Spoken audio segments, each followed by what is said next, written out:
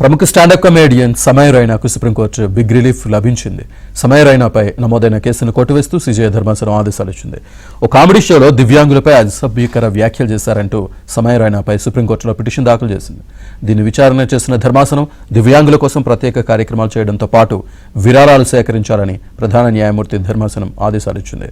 Supreme court ఆదేశాల ప్రకారం అవగాహన కార్యక్రమాలు నిర్వహించడంతో సమయ రైనా పైన ఉన్న కేసులను ధర్మాసనం కొట్టివేసింది.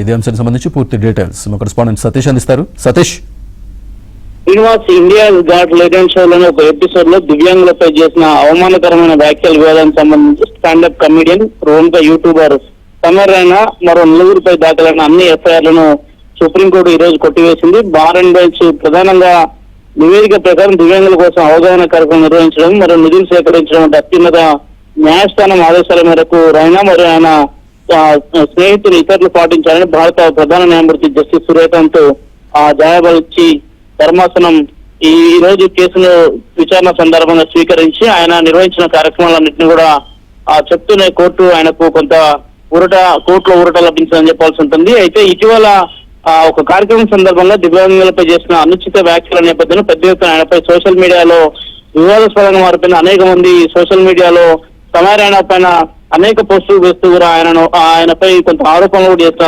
సందర్భం చూస్తాం. అయితే తాజాగా ఆయనపై కొన్ని ఎఫ్ఐఆర్లతో పాటు క్రిమినల్ కేసులు నమోదైన నేపథ్యంలో తాజాగా ఈ రోజు సుప్రీంకోర్టు ధర్మాసనం ఈ కేసును విచారించింది. కేసు విచారణ సందర్భంగా ధర్మాసనం ఆయన చేపట్టిన కార్యక్రమం కావచ్చు, ఆదేశాల మేరకు సేకరించిన నిధులు విరాళాలు కావచ్చు, వీటన్నిటిని పరిగణలోకి తీసుకుని నేరుగా ఆయనపై నమోదైన ఎఫ్ఐఆర్లన్నింటినీ కూడా కొట్టివేస్తూ కూడా తీర్పు ఇవ్వడం జరిగింది. ఈ కొంత ఆయనకు ఒక రకమైన ఊరట లభించిందని చెప్పాల్సిన ఆయనతో పాటు మొత్తం 4 స్నేహితులు ఉన్నారు. వారికి సంబంధించిన అంశంలో కూడా కోర్టు పూర్తిగా మార్గదర్శకాలు కూడా రిలీజ్ చేసిన పరిస్థితి నెలకొంది. ఇక ఇండియా గ్యాస్ ఛాలెంజ్ షోలో దివ్యాంగుల పట్ల కొంత సున్నితత్వం లేని వ్యాఖ్యలు చేయడమే దీనికి ప్రధాన కారణం అని చెప్తున్న పరిస్థితి నెలకొన్న నేపథ్యంలో ఎఫ్ఐఆర్లను తాజాగా కొట్టివేసిన నేపథ్యంలో ఆయనకు సుప్రీంకోర్టులో భారీ ఓటర్ లభించిందని చెప్పాల్సి ఉంటుంది. Srinivas, right, thank you Satish.